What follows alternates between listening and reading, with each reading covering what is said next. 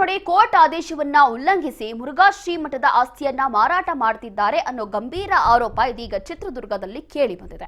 ಚಿತ್ರದುರ್ಗ ಮುರುಘಾ ಮಠದ ಶಿವಮೂರ್ತಿ ಮುರುಘಾ ಶರಣರು ಇತ್ತೀಚೆಗಷ್ಟೇ ಮೊದಲ ಪೋಕ್ಸೋ ಕೇಸಲ್ಲಿ ಖುಲಾಸೆಯಾಗಿದ್ದು, ಎರಡನೇ ಕೇಸ್ ವಿಚಾರಣೆಯ ಹಂತದಲ್ಲೇ ಇದೆ.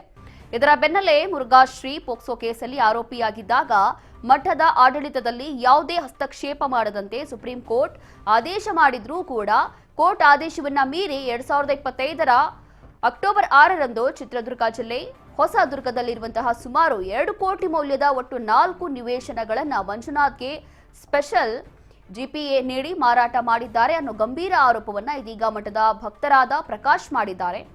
ಇನ್ನು ಮುರುಘಾಶ್ರೀ ಪೋಕ್ಸೋ ಆರೋಪದಲ್ಲಿ ಸಿಲುಕಿದ ಹಿನ್ನೆಲೆಯಲ್ಲಿ ಸರ್ಕಾರದಿಂದ ಮಠಕ್ಕೆ ಆಡಳಿತ ಸಮಿತಿ ಕೂಡ ನೇಮಿಸಲಾಗಿದೆ. ಆದರೆ ಆಡಳಿತ ಸಮಿತಿ ಗಮನಕ್ಕೆ ಬಾರದಂತೆ ಈ ಒಂದು ಮಠದ ಆಸ್ತಿಯನ್ನ ಮಾರಾಟ ಮಾಡಿರೋದು ನಿಜವಾಗ್ಲೂ ಕೂಡ ಅಪರಾಧ ಆಗಿದೆ. ಹೀಗಾಗಿ ತಪ್ಪಿತಸ್ಥರ ವಿರುದ್ಧ ಕಾನೂನುವನ್ನ ಕ್ರಮ ಕೈಗೊಳ್ಳಬೇಕು ಅಂತ ಹೇಳಿ ಇದೀಗ ದೂರುದಾರರು ಆಡಳಿತ ಸಮಿತಿ ಅಧ್ಯಕ್ಷ ಶಿವಯೋಗಿ ಕಳಸದ್ಗೆ ದೂರು ನೀಡಿ ಆಗ್ರಹಿಸಿದ್ದಾರೆ.